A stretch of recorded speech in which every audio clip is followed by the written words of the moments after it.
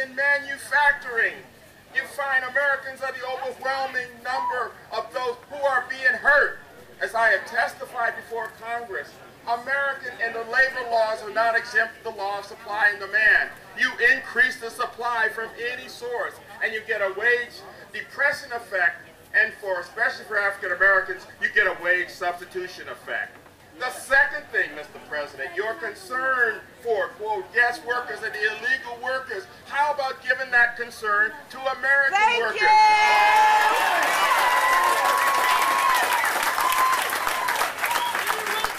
Brothers and sisters, for the first time in American history, I repeat, for the first time in American history, according to the Bureau of Labor Statistics, the unemployment rate for American citizens is higher than the unemployment rate for immigrants. And that ignores the fact that it would be even worse if they didn't stop counting any American who, after 6 months, is considered not looking for work. That's right. Brothers and sisters, this is an incredible situation. And we're facing a worldwide situation where the labor supply is much greater than anything we've seen in the past. Not just from India, not just from China, not just from the states of Eastern Europe. We need our own low-wage jobs for our own low-wage workers.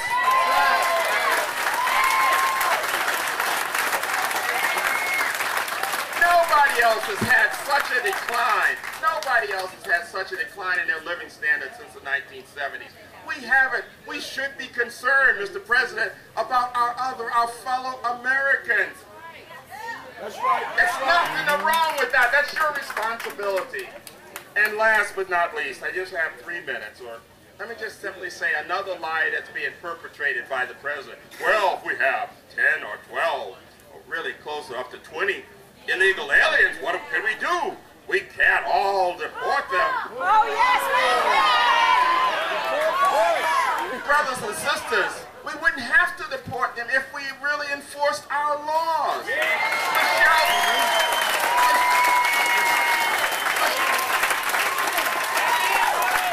Michelle was right. If we had enforced our immigration laws correctly, 17 of the 19 hijackers wouldn't have been able to carry out their...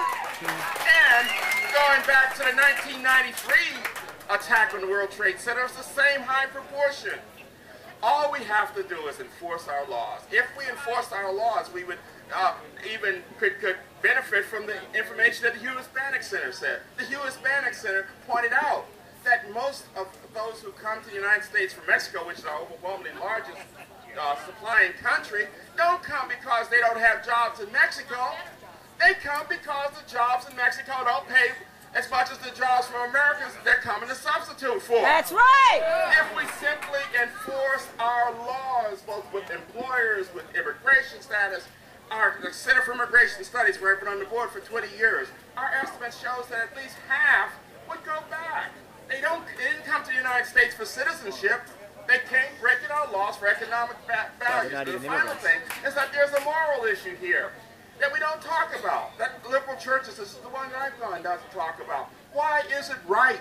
Why is it right for folks who are close to us to be able to violate our laws and get preference over other needy folks around the world who would also come to America if they could but couldn't do it legally? That's right. How many?